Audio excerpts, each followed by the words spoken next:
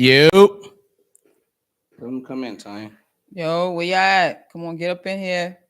Let's talk about this experience that y'all had in the club. Whether it was one, But Tanya, how do two, I whatever. fucked up again? Go to the message, cause I.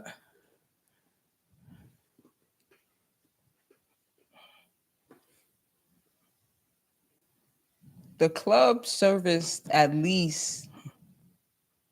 Hold on, Tanya. We ain't talking to nobody, so we gotta wait till at least one person get in here. I'm just saying, I just gotta say something.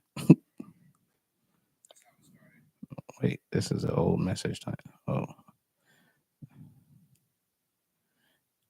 Just going to this one. Oh, here we go. We live. so you could- Yeah, baby. Yeah, see, that's what I want you to could see. hear that? All right.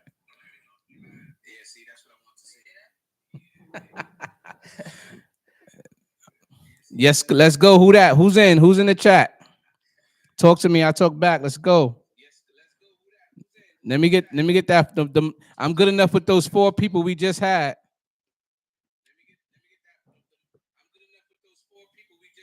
Right, that's a good like 20, 25 minutes, half an hour. Everybody got stories. Who that? Let's go.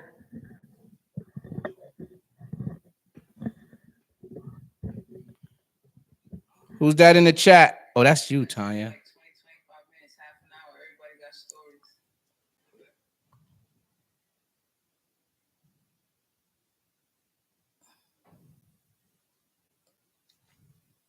Where Kas at?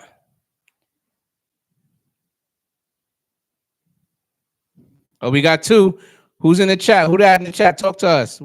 Let us know who you are before we get into it.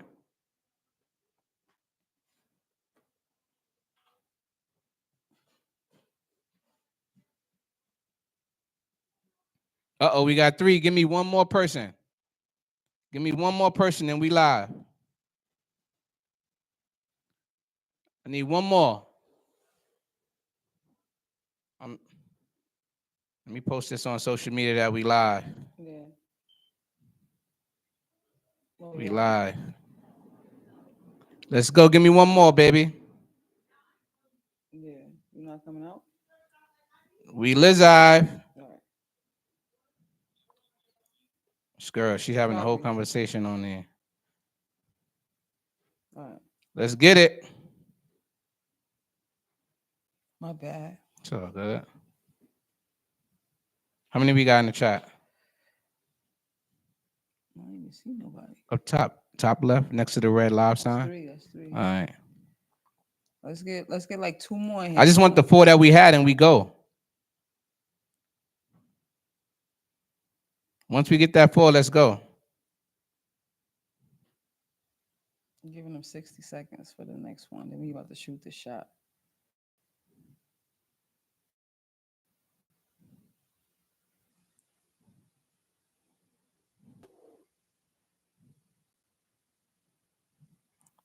All right, guys, I'm about to go in.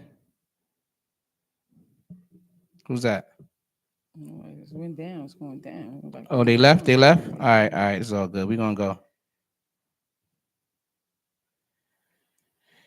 All right.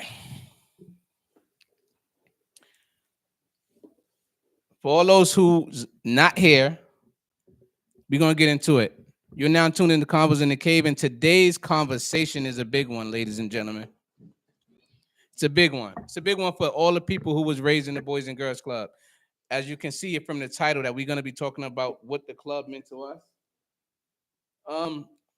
Apparently is I don't know if it's rumors or it's facts that the club is closing. So it's kind of it's up in the air. They're supposed to have like a close date, I think first week in August or something like that, if they don't get the funding to keep it open. But what funding do they need? It's in the millions. I think it's like at least 2 million. I'm not sure the exact numbers, but they had a meeting the other day in front of the club to like throw around ideas, to try to throw around ideas about what they're gonna do to try to keep it open, and mainly telling us why it was actually being closed in the first place. You heard about it though? I saw a little clips on Instagram. Some people was posting about it.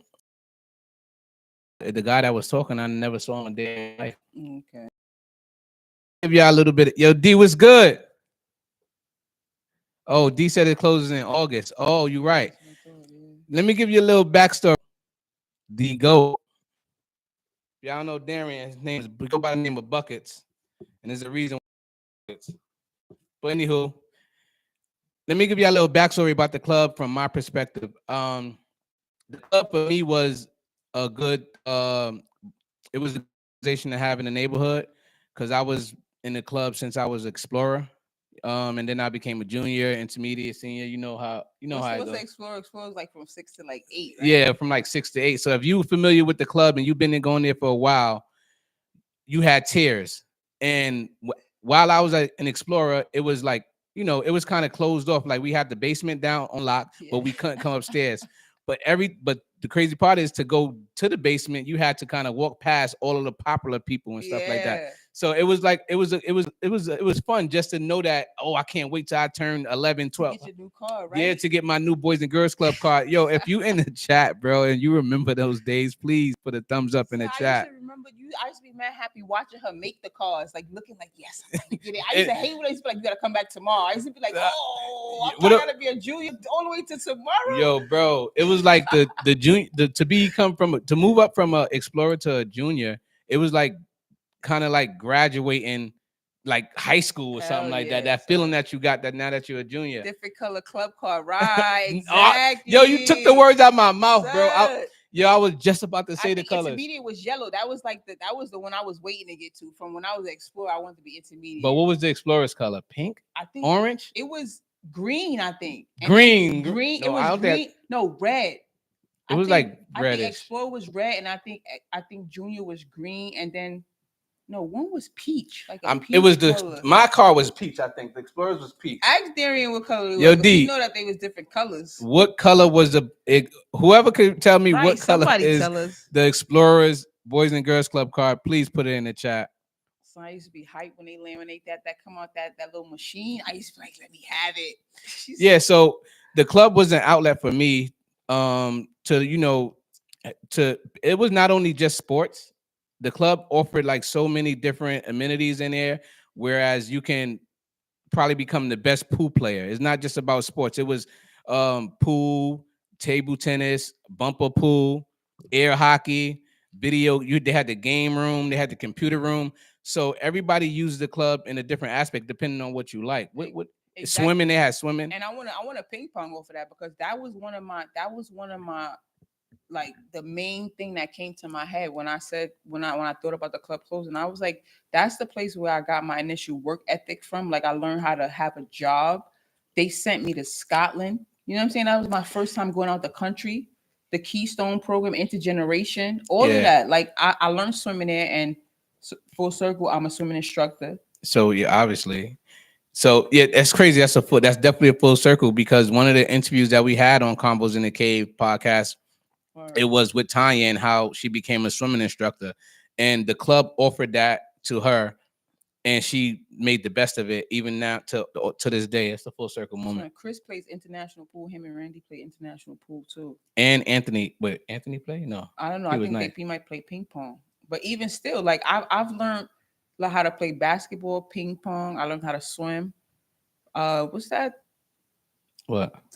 Ping pong? No, the one with the little. Foosball. Foosball. Like Tanya, do me a favor. But it's people that's going around saying that the club really didn't do nothing for them.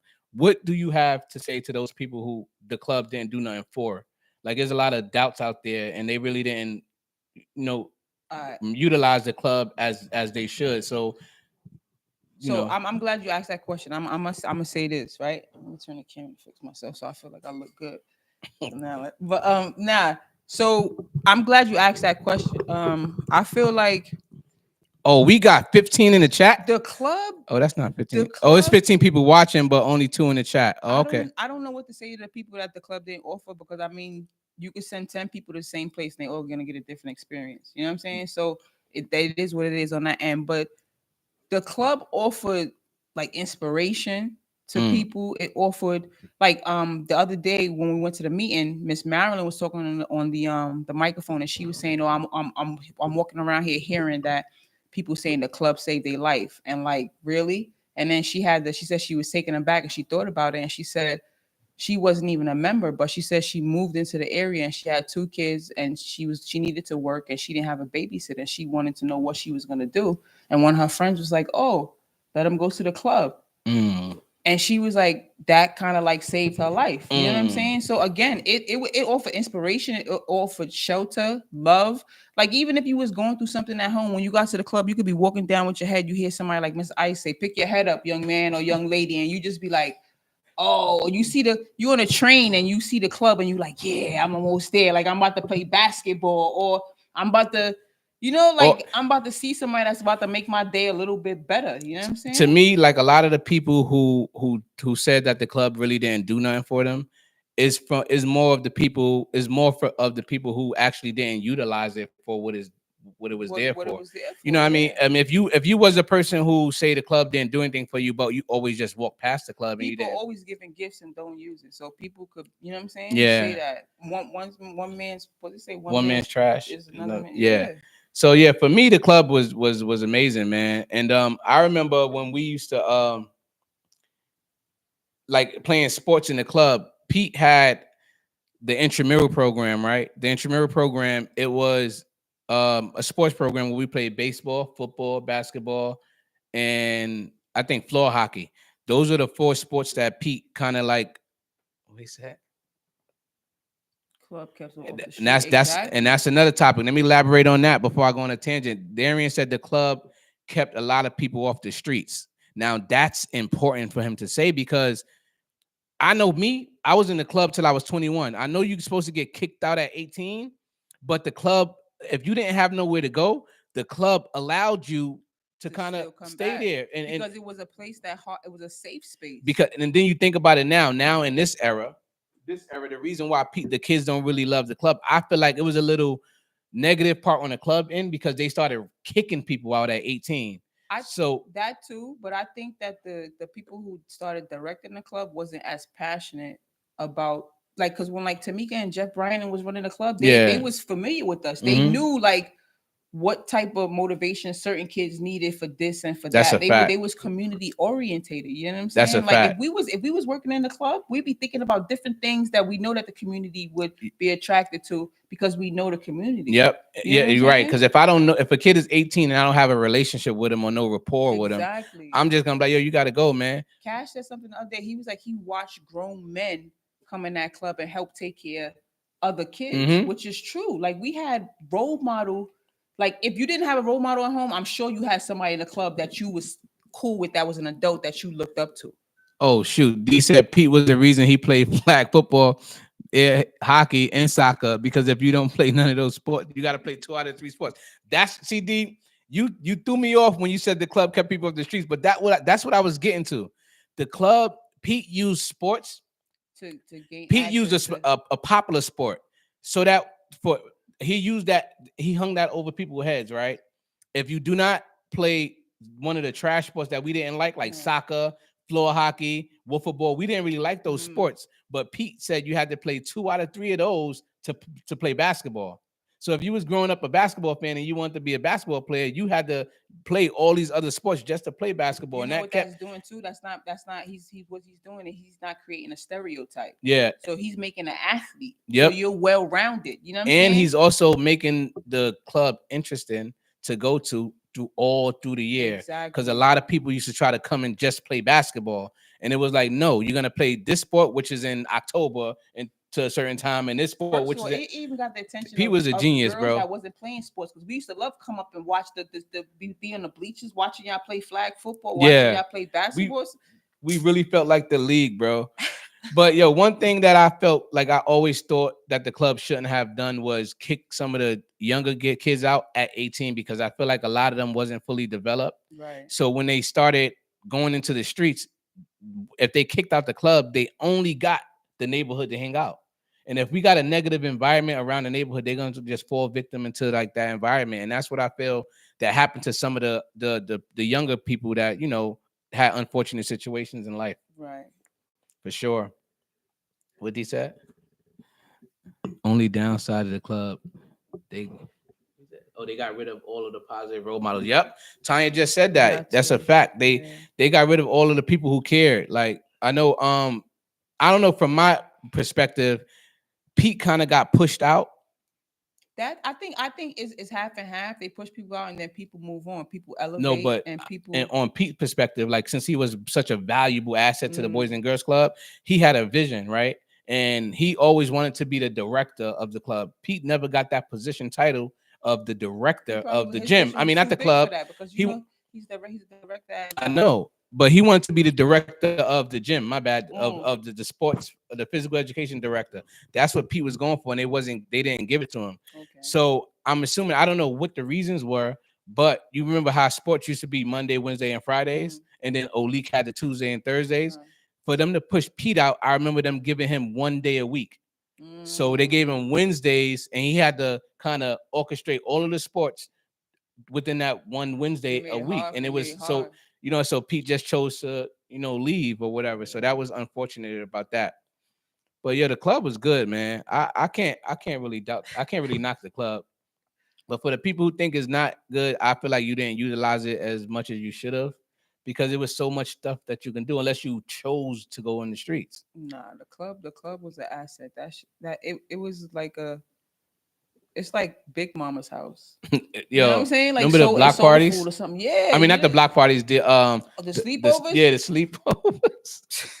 Yo, if you in the chat, bro, and you witnessed a Boys and Girls Club sleepover, put one in the chat, man. I'm about to start giving some honorable mentions out there so we could just elaborate on some of the positive role models that Darian was talking about, from anybody from the kitchen staff to the maintenance crews. Like, we're about to go in, man. But let's not get off the topic too. Like the club, the reason it shouldn't be closed too is because it offers a lot of exposure to kids. Like you said, you was exposed to the different sports. I even want to try to, I don't know, volunteer if I could or something to try to give back or do my due diligence. But that's where they dropped the ball at. They dropped the ball on people actually volunteering from the neighborhood, because they brought a lot of people from the outside. Okay.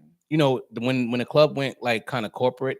Right, when they put that Joey. Yeah, once it went Joey Smilo, that's when it started getting watered down, and a lot of the people from the headquarters, which was in like 42nd Street, where the club 29th Street. 29th. No, that's you said 42nd. It's 29th Street. You sure? Yeah, it's 29th Street. Oh, 29th Street. So the headquarters, a lot of those people came up and they start to, emphasize the aged out.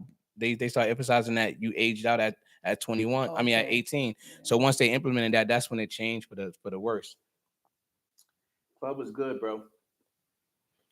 What do you think they should do better to make the club more interesting, to even have it stay open? But like Darian said, like you said, to piggyback off that, they need to put people in position that actually care.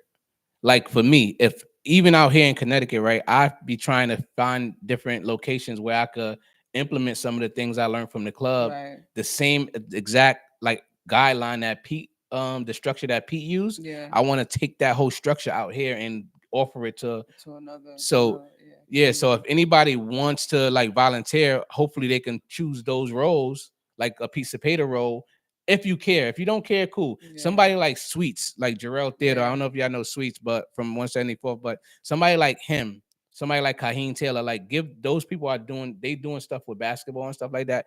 Even Darian, for instance, he have a lot of basketball knowledge and sports knowledge, period. So those people you can use that actually care about what they do and they care about what they teaching the kids. Right. You can't have these people who really don't care and they're just going to the Boys and Girls Club just to get a check. You can't. Exactly. That's why the club was never based on revenue. If you notice that, it was always a non-for-profit organization. So that way, the people who actually work there, it ain't about the money. You literally working here for $15 an hour at the age of 19, 20, 21. You really want to be here. You care. So exactly. If they change that aspect, then I feel like the club can, reopen and do good. If let me ask you this question: if like so you live up here in Connecticut, and say I pulled your card, and I was like, yo, they telling us that if we want to, we can go work Saturdays and Sundays at the club just to help the like get volunteer services, do fundraising. Would you do it? 100%. Why wouldn't I? Why wouldn't I? Oh, And let's read the comments. hold on, they going crazy in the chat. So it said, all right. So Darian said, if you wasn't from the block, you wouldn't understand if you lived there. If you lived there, you grew up in the club. That's facts.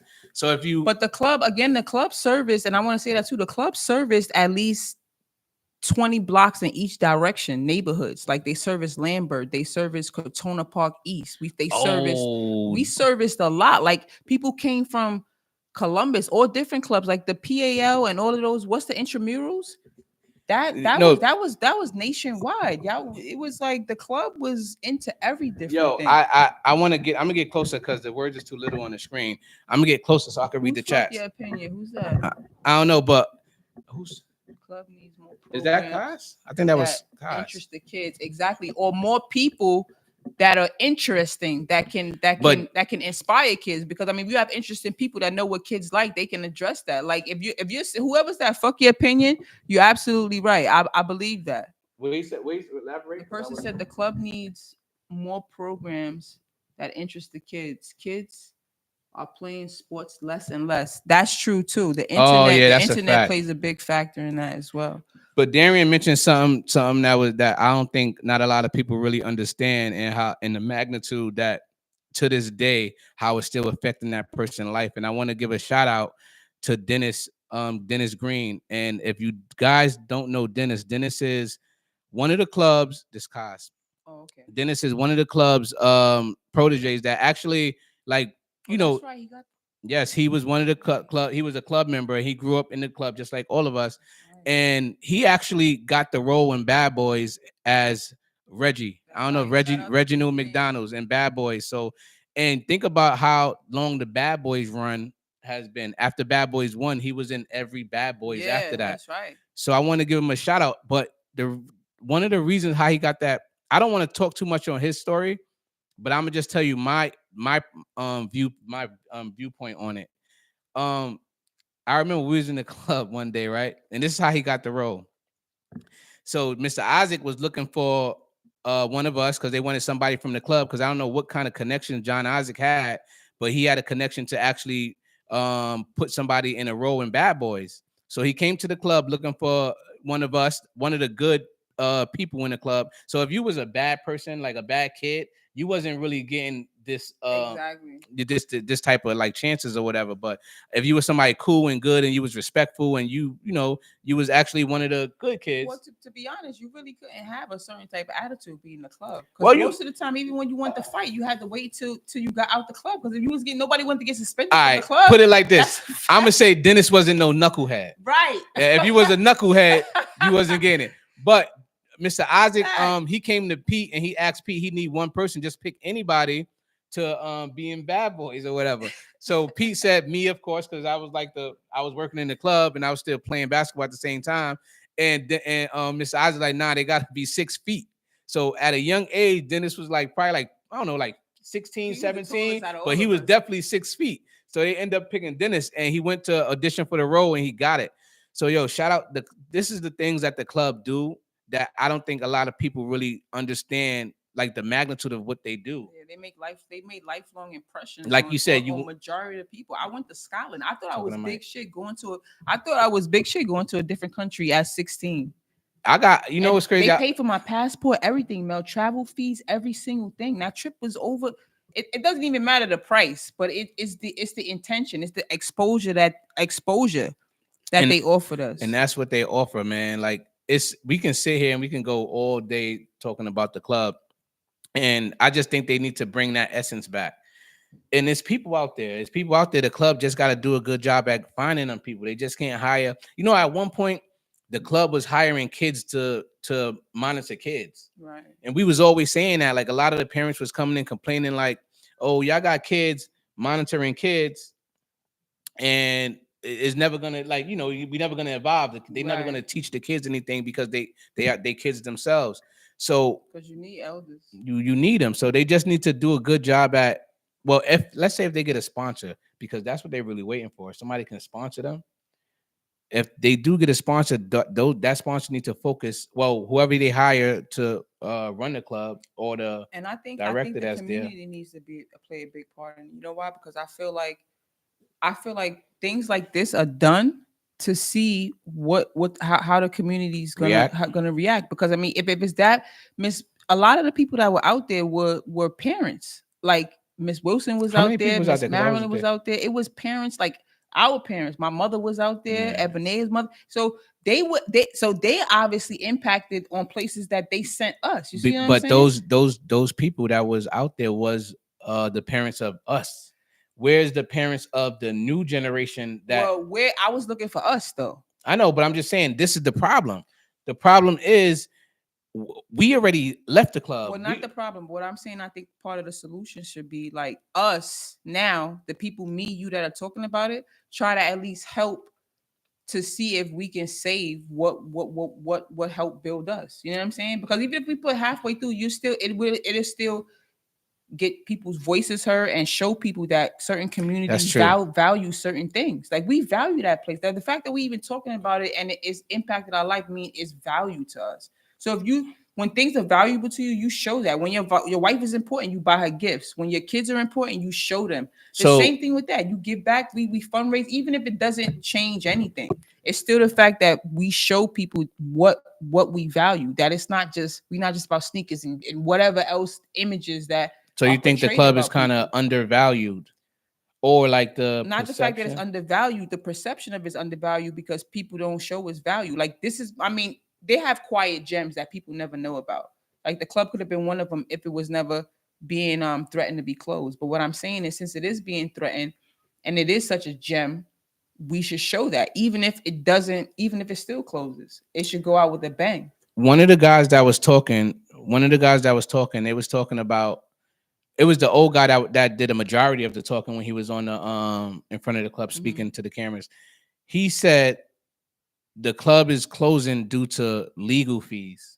Yeah. Now, I was confused because I'm hearing a lot of rumors, right? We hearing a lot of rumors, and I heard one specific rumor that stood out, and it was they were saying that somebody got assaulted in the club. Yeah, is that somebody that was on the board? Basically, I don't want to verbatim and be sued or anything like that, so I'm not quoting. Allegedly, somebody that was a health person that was dealing with children in the club was molesting them or mishandling them, and he still got put on the board, and the club got sued. Madison got sued. So the way they're handling the fees, the debt fees for the person and for I guess the state or whatever is by they supposedly sold the Flatbush Club and now they want to sell Madison. So Flatbush. This happened at 29th Street. Wow. See, and now I'm happy that you elaborated on that because. And the guy actually that's said an it on unfortunate the news, so situation. I'm just not giving you the verbatim. Verbatim, but if you actually go on the site or wherever it is to look up Madison, you'll see that they had rights to say it and they actually exposed what actually happened. So the playground is not safe for kids to play. The club was basically a safe haven for them. Yeah, that's a fact. Damn. So with that news, it's unfortunate really, because if that situation didn't happen, the club still would be open to this day. So well, I guess it would still have funding. Yeah, they wouldn't have to be shutting it down. But I mean, why that club? Out of all clubs, because it happened somewhere else. I guess when you think of it from a business standpoint, right? They gotta kind of cut off probably the weakest links, maybe, because there's a lot of other clubs that's out there that it's crazy. Maybe what can they do to raise money to try to pay off these lawyers' fees? I just think that we have to make noise as people so that other people could want to donate. Because it happens like that all the time. How many people raise an issue and then other people, you raise a little bit and other people help out? Facts. You got to make it, people got to think, you have to show people how important is it to you. And it's like selling yourself a little bit. You know what I'm saying? And you know what else he said? I think he said something about it. We spoke up kind of too late. It was like I guess, but I mean, so it was a coincidence that I even saw it. I came out of my mother's house. I was going to visit my mom, and I looked like the club is closing. I'm like, oh, I took a picture of it, man, fast. Like, what's up? come on, man. If anybody's watching out there, I just hope that they can kind of like negotiate some type of deal. I wanted to go back and teach at the club, teach swimming. I always run in there. It don't matter. I don't even have to have nobody. I don't have no kids in there, no nothing. And my son has been out of the club for years. And I always still run up in there and try to run upstairs. And they be like, oh, you got to sign in. And I'm like, nah. Like, I know people here. I just be trying to, they be like, nah, it don't work like that. I don't be looking at them like, all right, let me sign in. Like, but I always run in that place. It's just like it's like part of my house. Like, you come from your house, you walk past, like, yo, let me go see who's in the club. Like, all right, it's there. All right, whoever's in the chat, I'm about to play a game real quick with Tanya. I'm gonna play a game with Tanya, and I'm gonna play a game with y'all too. So if you live and you ready to answer some questions, or just like say anything that you want to say about.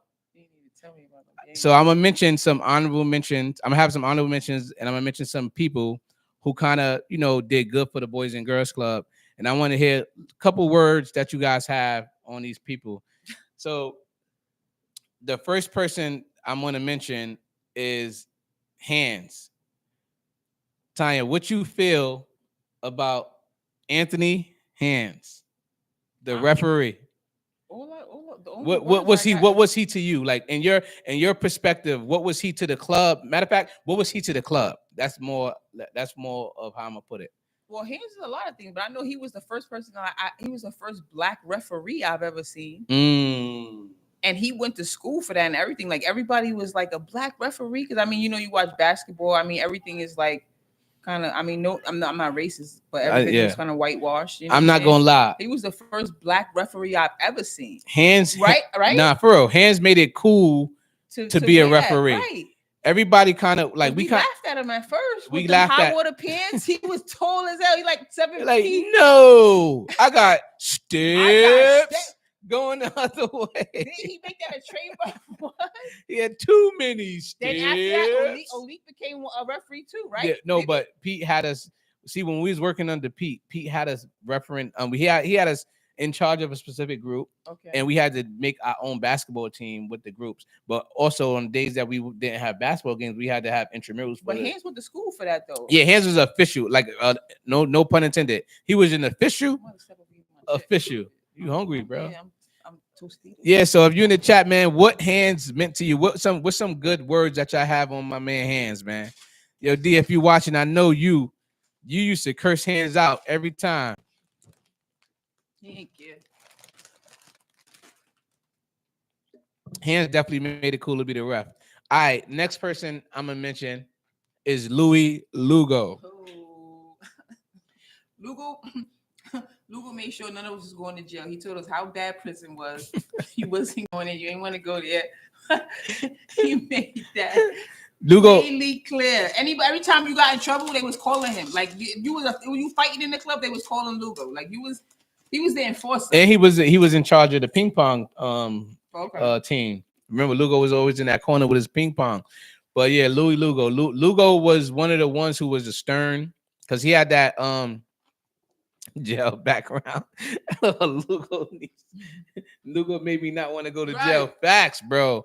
Like, he always was telling us stories about the prison system, and like he's one of the ones who kind of was real like dedicated to like 100% invested, because Lugo didn't get a check from the club for a lot of years. He didn't get paid. He was all volunteering. That's true.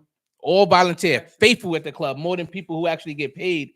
He was there more. He was actually invested to keep the kids. And this is what those are the people, but those are the people who you need, because he was seeing, what? Oh, I remember Lugo told me one thing. And he told me the reason why he always. Y'all make sure y'all share these stories on Instagram, little clips right here on Instagram, and why the club needs to be kept open.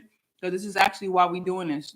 Serious. I mean, we going down memory lane and all that, but in between, we making serious points about why it's needed in the community. The street is called John Isaac's, for God's sakes. Like, yeah, the gym was called John Isaac. Nah, the whole avenue. Oh yeah. John Isaac way. Or let's talk about John Isaac. The segue right there. What John Isaac meant to you? You tell me. You don't want me to tell you. I ain't gonna lie. God rest RIP Johnny I, man. It's crazy because when I went to his funeral, I thought, I thought I was just going to show my respects, right? Like, you go to the funeral, you go up there, you show your respects, and you leave. And before, when I got in, I saw him from a distance in the casket. I started crying like a baby. Yeah, me, Toya, Rob.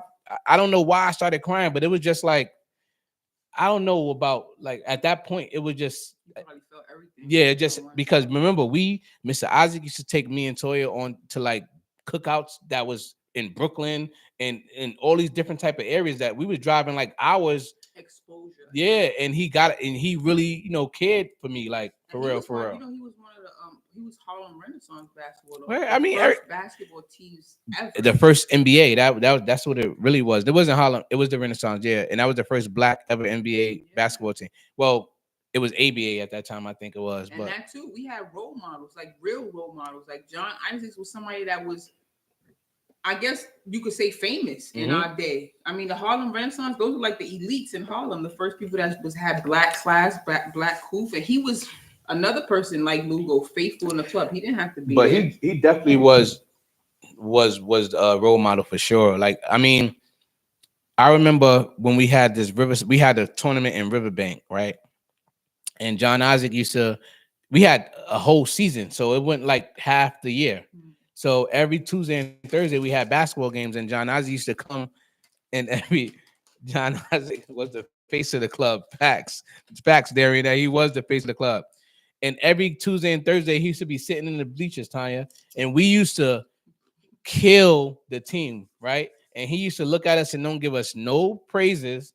He used to be like, I don't know what y'all celebrating for, like y'all won the championship.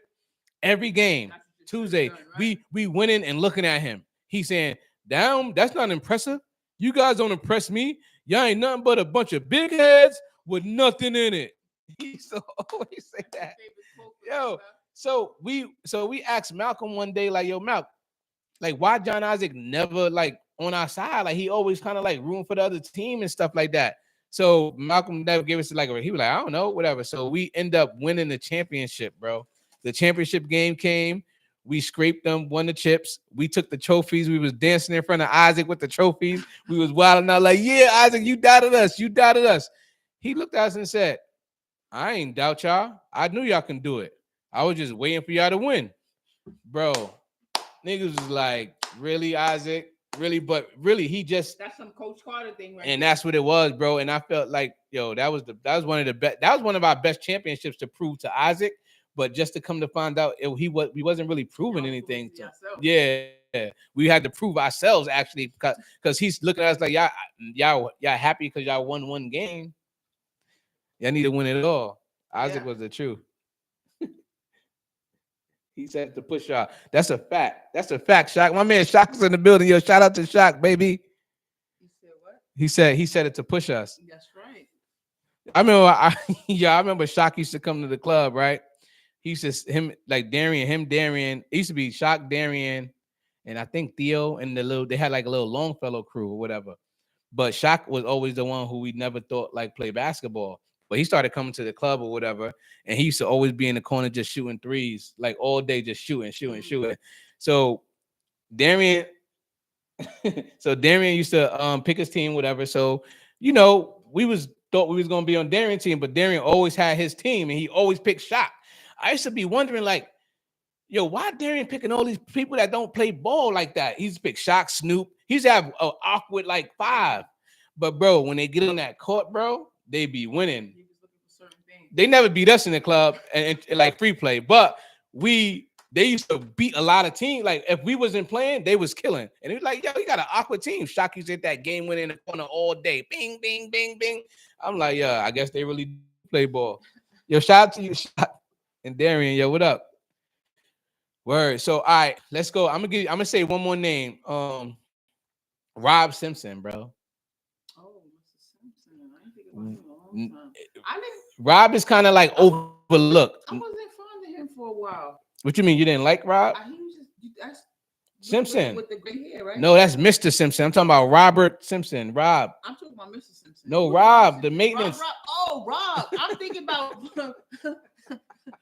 He was kind of scary to me for a long time, so I became like, I was mad mean. Who, Mr. Simpson or Rob? Yes, Mr. Simpson. Oh yeah, he was mean, but he was cool though. Yeah, he was. But I'm talking about what you think what Rob meant to the club for a certain point of time. Nightball. Darian said the most laid back janitor of all time. Right, Rob is Nightball. Yo, Rob. When you think about Rob, you think about Nightball. Nah, that's what you. Think. Like, that's he's opening the door for you to get in to Nightball. Yo, Rob made it cool to be a janitor for real, bro. Yo, shout out to you, Rob. Yo, let me tell you, but let me go tell you my my viewpoint on Rob. Like Rob Simpson, right? If y'all don't know him, follow him on social media. I mean, Facebook. I think he's on Facebook, TikTok. He on all types of stuff. But I don't think he's on Instagram though. But anyway, Rob was one of the. He was what was his title? I think he was a maintenance superintendent. He was a superintendent, yeah. So he had control over like a lot of people that's working, cleaning the building and working under him. But what he offered was epic to a lot of people who didn't have like skill. Like if you didn't have like a skill where you wasn't good at watching kids or you wasn't good at playing video games or ping pong, you couldn't work in certain areas.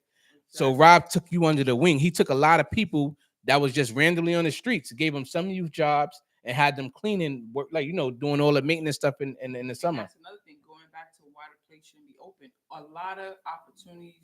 You just like. And the more we talk about it, and the more you start pointing out certain things, it's not necessarily about the club itself. Like it's about the people that were in place in the club. And again, if I can't say it more, guys, you got to share this on Instagram. The important parts. If it takes for us more people to volunteer or just to like get involved and do something to make the voices heard, to show like people in this community actually care. This is a gem. We want this place to stay afloat.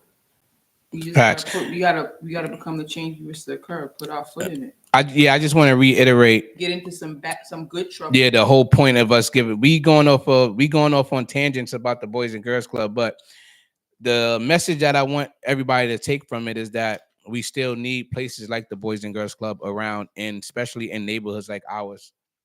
Everybody know the past 10 years in our neighborhood is not good.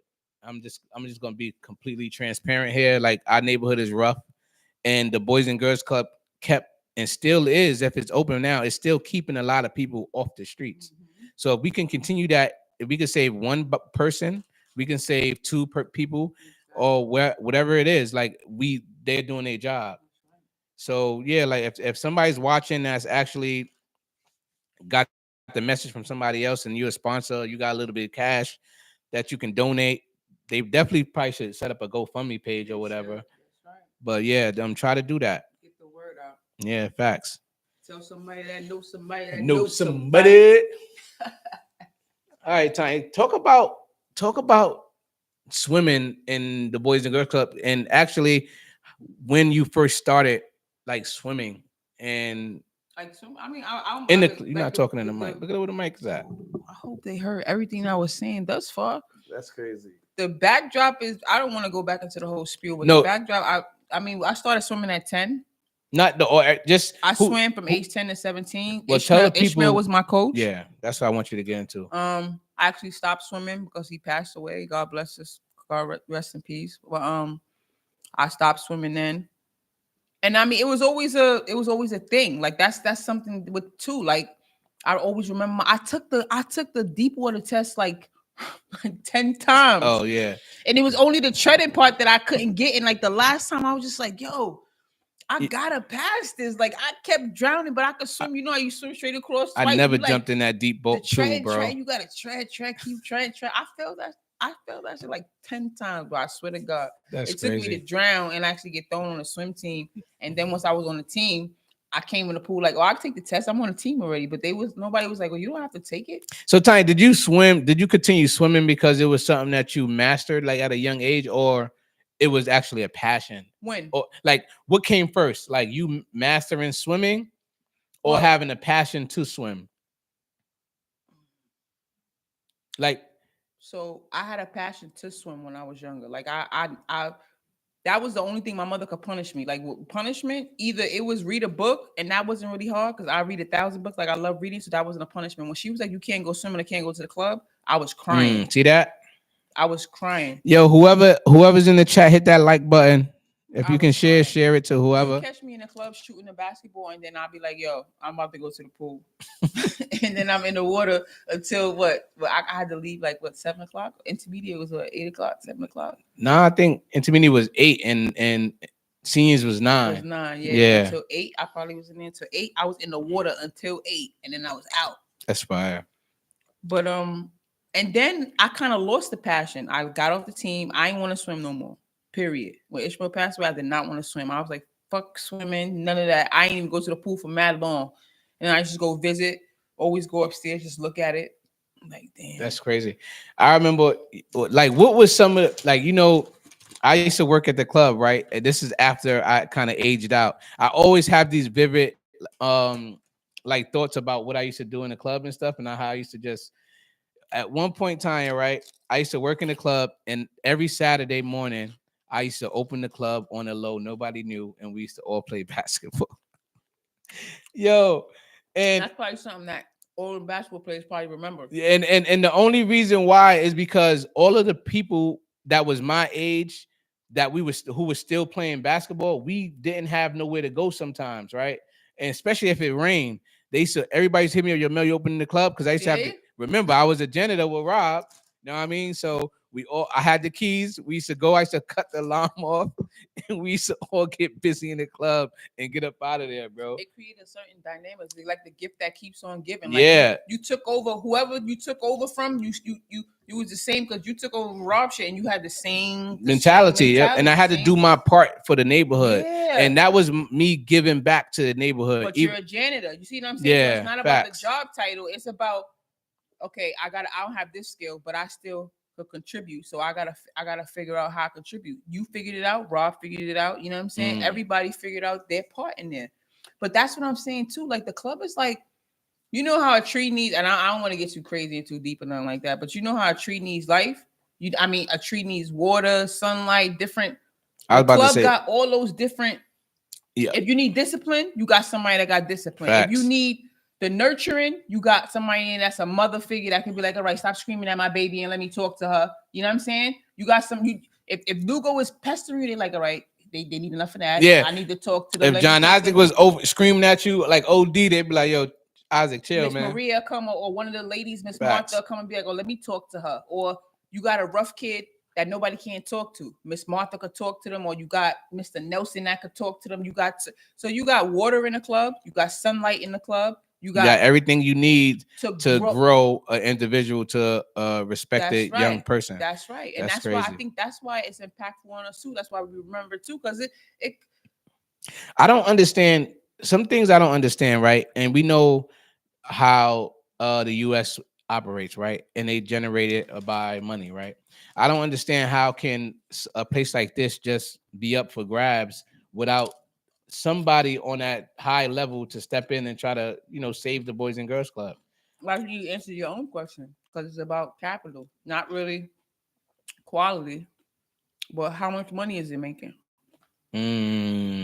That's a fact. It looks good at one point when it's a tax write-off, but when it's not a tax write-off no more, when it's a blemish now, which it is now, it's a blemish now. People see that as, oh, you send people to the club, they get molested, or however they see the negative aspect of it. Now it's a blemish. So what do you do with blemishes? Get rid of them. That's crazy.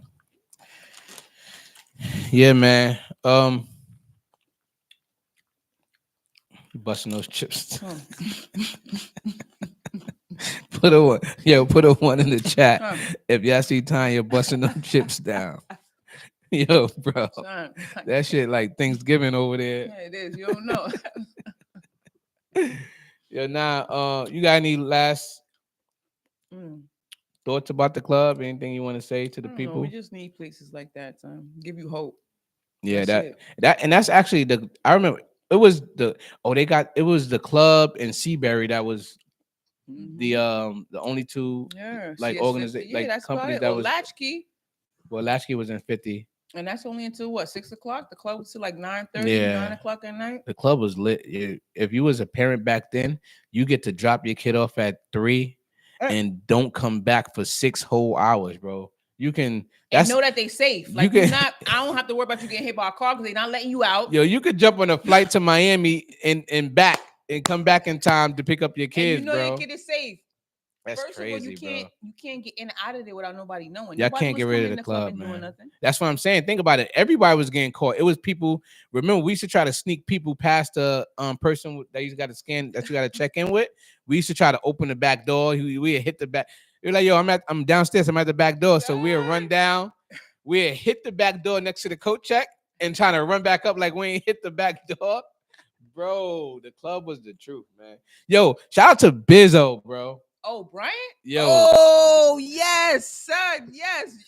Shout out to Biz, bro. Yo, Biz. Remember when he used to every sleepover, he used to always snap on people and we used to always run from him? I don't know what Brian was one of the Yo, funniest he guys was- in the world. yo, So he was that snap. He'd be like, oh, what, how you used to be like, oh, let me get started. What he say? You don't want me to get started? What was his famous line? He used to put his hand up like, yo, you want me to get started on you or something, or you don't want. He's busy. He's just whatever you doing, just make sure you don't look weird because Biz gonna like put you on the He spot. started the snapping. Yeah, I remember when he was thing, snapping on right? Tyreek, bro. Oh man, bro. Yo, shout out to my boy Todd. Oh, don't let me. You don't want me to start on you. Or you don't want me to get on you. That was his Yeah. favorite word. You don't want me to get on you. And he saw pointing something versus his voice was so. His voice carried so like he had like an opera and voice, he was right? his joint was improv, like it was like on the spot, kind of. When he started talking, him talking was kind of like John Isaacs talking. When he say something, He like everybody Jamil. look around, everybody stopping and looking like, yo, what he's about to say. Oh, let me get on you. Remember him and Tamala used to go at it? That's what I was about. But Tamala, she used to always get serious and want to fight Biz, Oh, bro. that was his. Oh, you snapping? You snapping? Oh, you snapping? Oh. He said, if you don't, you're big. Yo, shout out to Biz, man. Yo, see, people and Biz was the enforcer of the Boys and Girls Club. He was. And the crazy part is, right behind Biz had a lot of connections too. Biz had a lot of connections with Camp Madison. Yeah. And that he offered a lot of jobs too. He put me on. But Biz was the one who connected what's the guy from Camp Madison? Jack in the Boys Club. Yeah. Biz was that middleman that connected middleman. everybody, and we learned a lot through Biz. He told me I had my first job at Camp Madison. Messing with Biz. Yeah, Darius said trying to get in the club without the club card was like trying to get into the White House. Son, wasn't it though? If you, especially you have to, and you be lucky. You have to remember your number. My shit was Explorer 179 and the intermediate one something. My number was 213. Which one? My Explorer or intermediate? I don't remember my intermediate. I know my club. My regular one was 213. I'll never forget that number. Yo, D, if you remember your club card number, it's shock. If y'all remember your club cards, put it in the chat. Yo, that's facts, yo. Trying to get in that club was crazy, bro. But that was a great thing. No Columbine was going on in there. That's a fact. Remember when I ain't gonna say no names, but I remember when somebody was trying to get in the club and they was running to the door and the cops was chasing them. Niggas like, yo, Mel, hold that door. Bro, I walked out that door so fast and let it close, and I look back. I joint closed. I'm like, bro, I'm not stopping no door, bro. It's quiet. And you know what's funny? And go back to say that, like, I never remember nothing jumping off in the club. Nothing crazy. It was just mainly fights inside the club that was really amongst us and stuff like that. Yeah. But I'm talking about like nobody coming there, do nothing, Columbine. Oh, nah. Crazy, like how they run in schools and things happening in schools. Nothing like that ever happened. And the worst thing that happened in front of the club was that shootout, but the club was safe for everybody to run into. Everybody ran into for a safe haven for sure. I remember that like yesterday. I was working maintenance actually. Nah, Biz was funny though, man. Yeah, man. Anything else you guys say to the people, man? Again, not really. Just that the club is a necessity. Share this video, please. The clips. Share your own thoughts. places like this are needed. Maybe we should hashtag like that. Whatever clips they got, they could just hashtag like the news, CNN, or whoever. What news channel? Hashtag save the club. And who was the newscast that was out there? I think it was Bronx 12, one of the Bronx Yeah, channels. somebody- But hashtag save the club, the Bronx 12, y'all. Hashtag save the club. Get it out there. Yeah, let's It get it. impacted more people than just me and Mel. I mean, I know about 200 people that I know that it impacted. Well, from people in the chat right now, So they got, well, Darian, he has a lot of information, and it's crazy because I remember watching Darian when he was younger. He was small. He was probably like, I think he was probably like 8, maybe 9 the most.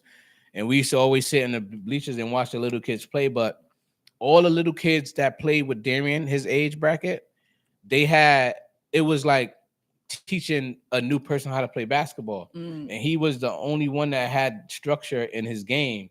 So you can see the difference in the style of play from the kids to him. Yeah. And when you watching, his number was 7 or 3. I think it was 7 or number 3.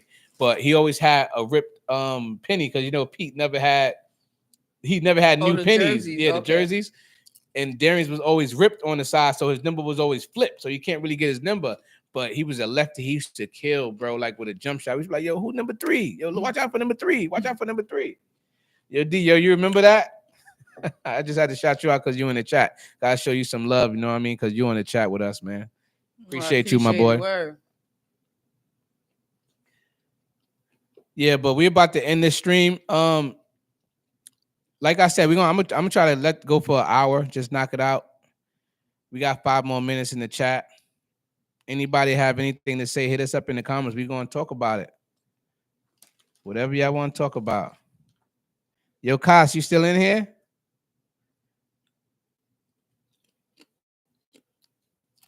What Kos was that? If it's the Kos I'm thinking about from the block. From your block? Yeah. From B-More, baby. All right, y'all. Yo, so we out. So yeah, y'all tuned in to Convos in the Cave, man. Like, comment, subscribe, do all the tangible stuff it is that I can't do single-handedly. Y'all guys can help out, spread the word, get the word out there. And until we meet again, I'm gonna still be putting up some videos. Here you go, Sweets. Yo, Sweets, shout out to you, Sweets. My boy, Sweets. But yeah. Talk about give my boy Sweets a shout out, Tanya. What's some good stuff you gotta talk about my boy Sweets? So I remember Sweets was Youth of the Year. No, are we going that route? He was a great basketball coach, for one. He was vocal, he was very vocal. He was very, very. And he just he has the same spirit that everybody else that came from the club. He cares. Yo, I'm not gonna lie to y'all. Sweets made it cool to win Youth of the Year in the Boys and Girls Club, bro. He worked so he actually made it cool to be intelligent because he always used big words as a kid. Like he was always super smart. And he always wasn't afraid. He wasn't afraid to express himself with what he knew. Like he wasn't afraid to not use slang and not like if he didn't want to be like, yo, what's good? He'd be like, hey, how you doing? What's going on? I'm not even gonna lie. And people like, yo, why you gotta? What's wrong with that though? What's wrong with using the words you learn in school? You know, like. But listen, let me say something real quick before I go about my boy Sweets. If y'all don't know Sweets, right? That's how he got his name Sweets. It wasn't because of nothing feminine, nothing like girly. He got his name because of the perspective, the perception that we thought of speaking proper English. We thought it was a feminine trait to speak proper, and we was wrong, like having that perspective on Sweets. But he was definitely one of the smartest in the game in the hood, and he definitely was one of the voices that he can get. He can project his words for you to understand what he mean, and he won't disrespect you. He definitely was one of those. So shout out to you, Sweets. Continue doing great things for the neighborhood. If y'all do not know Sweets. Well, I don't know if he wouldn't disrespect you because he could cut. No, he wasn't disrespectful, verbally disrespectful to you. His words definitely carried. But yeah, that's how he got his name, bro. It wasn't because of nothing feminine. It was just strictly because we thought he was like a white boy, and we used to call him white boy, and then it was like Sweets, you sweet because you're talking all proper. You know what I mean? But he definitely. One thing I wished I was hanging around him more, just learning some of those big words that he always was learning. But yeah, shout out to you, Sweets. Yo, anyway, we're gonna end that right there. Tune in to Convos in the Cave, man. I talk about all stuff. Today's topic was about the Boys and Girls Club. And again, if you guys are watching, try to get some support and some Hashtag save the club. hashtag save the club, hashtag Bronx 12. And we out of here, man. Convos in the Cave. Oh. We out.